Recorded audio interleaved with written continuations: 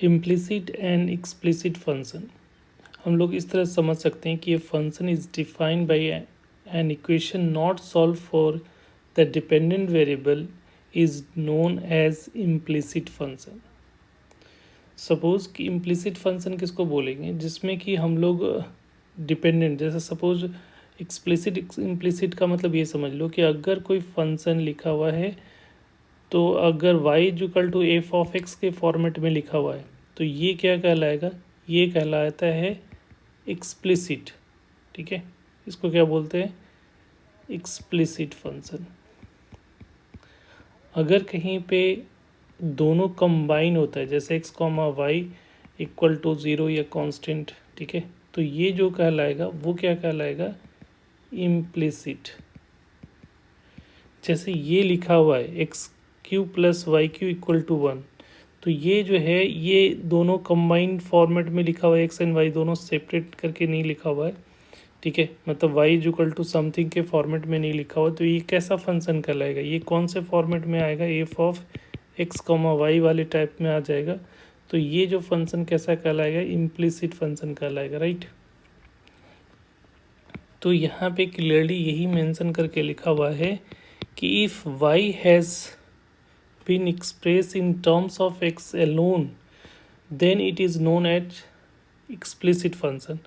ठीक है, तो अगर y को हम लोग x के टर्म में सिर्फ एक्सप्रेस कर पाओगे तो वो हमारा कैसा फंक्शन कहलाएगा, एक्सप्लिसिट फंक्शन कहलाएगा। ठीक है, जैसे सबसे अच्छा एग्जांपल जैसे x प्लस वाई जो है ये एक्सप्लिसिट फंक्शन है, बट इसी को अगर सिंप्लीफाई कर दिया y equal to 1 minus X लिख दियोगे तो ये कैसा फंक्शन कहला जाएगा, एक्सप्लिसिट। इम्प्लिसिट से एक्सप्लिसिट में कन्वर्ट कर दिए। ठीक है, उसी तरीके से वाई स्क्वायर एक एक्सप्लिसिट इक्वेशन है। ठीक है, तो इसको हम लोग इस तरह से दो इम्प्लिसिट फंक्शन में हम लोग एक्सप्लिसिट फंक्शन में हम लोग इसको एक्सप्रेस कर दिए।